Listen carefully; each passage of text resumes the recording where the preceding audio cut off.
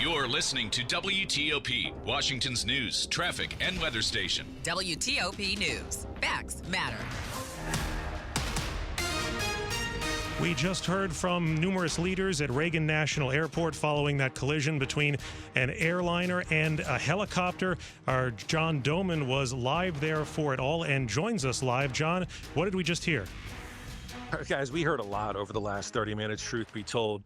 But a couple of things that really stuck out to me was how federal officials kept saying how standard the flight paths of the different aircraft were at the time, all the way up until something happened that was clearly no longer standard.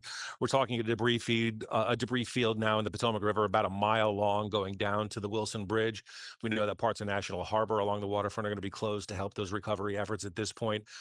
In terms of the recovery of bodies, they think there's about close to 30 at this point, but the recovery efforts will continue, and they do not expect that anybody ended up surviving this crash. There's 64 people on board the airplane and 3 on top of the helicopter.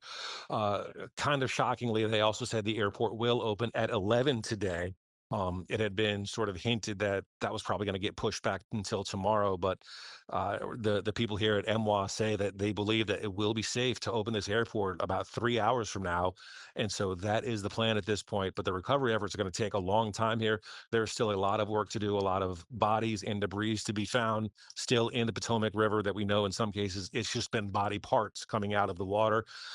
They have found part of the fuselage in about waist deep water of the river, but it's still so clogged with ice at this point. Rescuers are having a hard time maneuvering through there. That it's a tremendously difficult task right now, and that's why you have hundreds of first responders from all over the region who are there trying to continue this effort. But this is going to be a long-term thing, and at this point now the investigation is in the hands of the NTSB. They're in charge of this from here on out.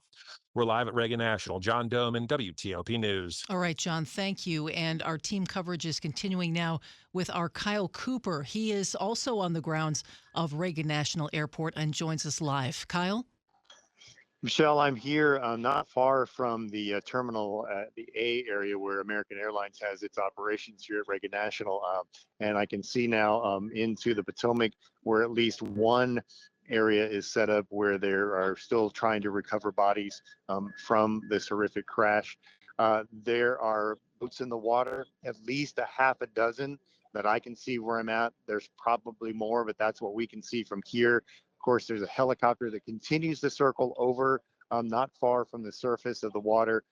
Apparently, they're just still trying to look for any debris or to look for any bodies that they can recover from here. That's been going on since 9 o'clock last night. Of course, with the sun now up, it's making that effort a little bit easier, but they're still out there. We see divers, we see boats, we see helicopters as they continue to search this area.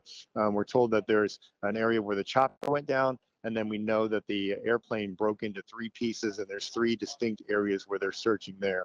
We'll keep you updated. Reporting live from Reagan National, Kyle Cooper, WTOP News. All right, thank you, Kyle. Michael and Son's heating tune-up for only $69. Michael and Son. And we've got traffic and weather on the 8th, starting with Rob.